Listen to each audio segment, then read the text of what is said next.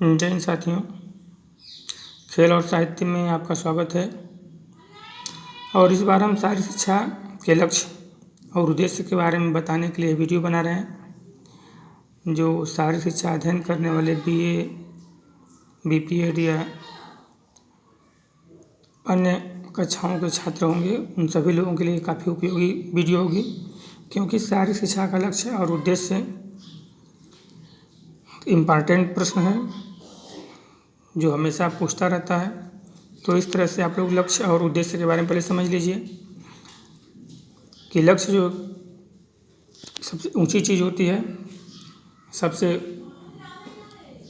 ऊपर निर्धारित किया जाता है, और उद्देश्य जो होता है ये छोटे छोटे होते हैं जिसको पूर्ण करके हम लक्ष्य तक पहुंच सकते हैं। उदाहरण स्वरूप हम बता सकते हैं कि जैसे अगर शिक्षक बनना है तो हमें कई छोटे छोटे उद्देश्यों की पूर्ति करनी होगी, जिसमें पहला होगा BEd, BPEd, DLED या BTC की ट्रेनिंग लेना।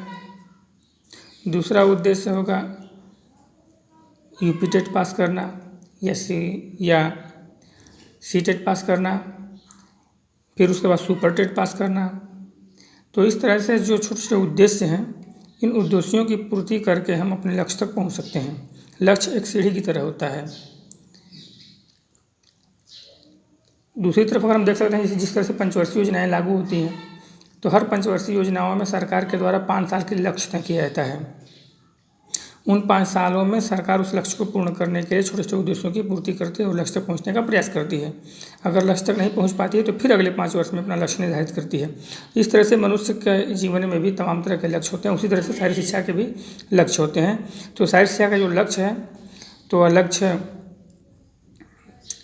ब्लूम और क्रथवोल ने 3 वर्गों में बांट दिया है, ताकि लक्ष्यों की प्रकृति व क्षेत्र को अच्छी तरह से समझा जा सके। तो पहला जो लक्ष्य है वह संज्ञानात्मक क्षेत्र है। अब संज्ञानात्मक क्षेत्र में हम देख लेंगे कि इस क्षेत्र में ज्ञान, समझ, विश्लेषण तथा मूल्यांकन आदि सम्मिलित रहते हैं, जो बौद्धिक योग्यता व दक्षता के विकास के लिए उत्तरदायी हैं।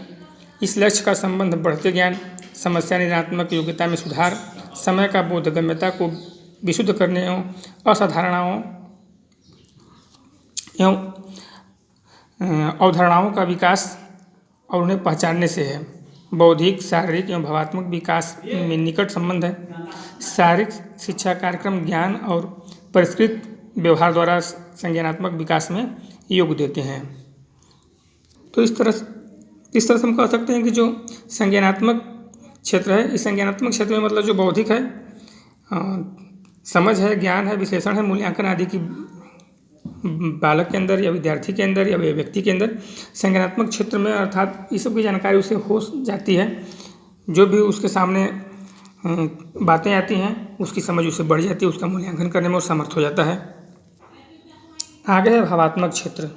भावात्मक क्षेत्र में देख लेंगे कि यह क्षेत्र मुख्यतः खिलाड़ियों को उनकी उपयोगिता, रुचियों, गुण ग्रहण, दृष्टिकोण और अपनी राय बनाने के बारे में सोचने और उन्हें स्पष्ट करने में मदद देता है।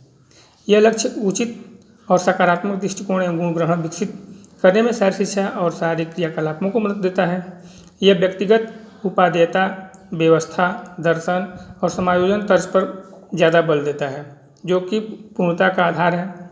यह व्यक्ति को सामाजिक और भावात्मक रूप से अपरिपक्वता से परिपक्वता की ओर ले जाने में सहायता प्रदान करता है। तो इस तरह से कहते हैं जो भावात्मक क्षेत्र होता है वह व्यक्ति को अपरिपक्वता से परिपक्वता की तरफ ले जाता है, जिसमें बालक का भावात्मक क्षेत्र में विकास हो जाता है।